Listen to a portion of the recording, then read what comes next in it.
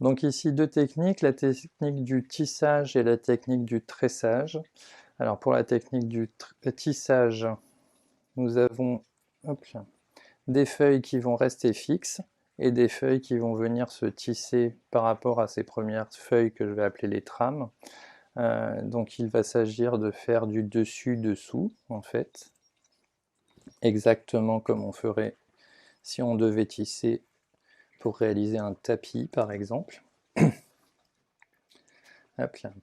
Alors la première feuille qui est positionnée au-dessus sur la fois d'après va se retrouver au-dessous et vice versa.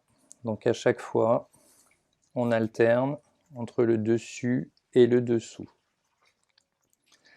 Cette technique va pouvoir nous aider à réaliser par exemple un set de table, si on veut faire un set de table végétal, mais aussi éventuellement une suspension. Voilà. Donc là nous sommes sur la technique du tissage. Il est également possible de faire du tissage pour intégrer un bouquet avec des végétaux longs comme ici la feuille d'iris par exemple, mais on pourrait faire la même chose avec de la feuille de pandanus. À ce moment-là, on va les relier entre elles et on va garder le même système de dessus-dessous. Les premières feuilles restent fixes et la suivante va venir faire du dessus-dessous. Pour arriver à faire un tissage qui soit correct, il est important de garder un nombre impair de feuilles fixes, donc en feuilles de trame, de façon à toujours inverser celle du dessus et celle du dessous.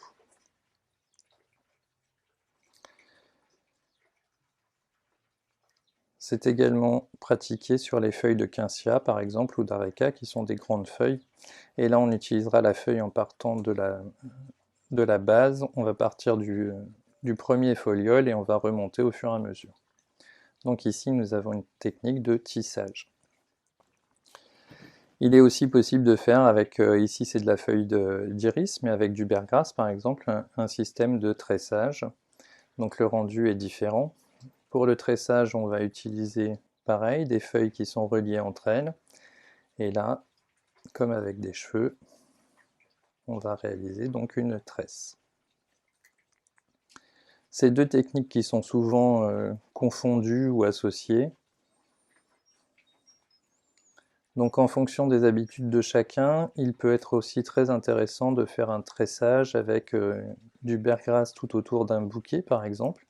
Au lieu de partir juste sur 3 fils, on va partir sur le même principe que la tresse africaine, donc on reprendra des mèches de bergrasse au fur et à mesure du bouquet, de façon à réaliser une collerette qui va venir entourer la totalité du bouquet.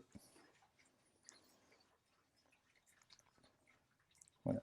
Donc ici technique de tressage, ici technique de tissage, les deux permettent de personnaliser, si ça ne se sauve pas, c'est mieux, permettent de personnaliser vos réalisations. Des fois c'est rebelle. Et donc bien évidemment, pour terminer votre technique, vous remettez soit un petit lien à l'extrémité, soit éventuellement un point de colle, ça peut fonctionner aussi.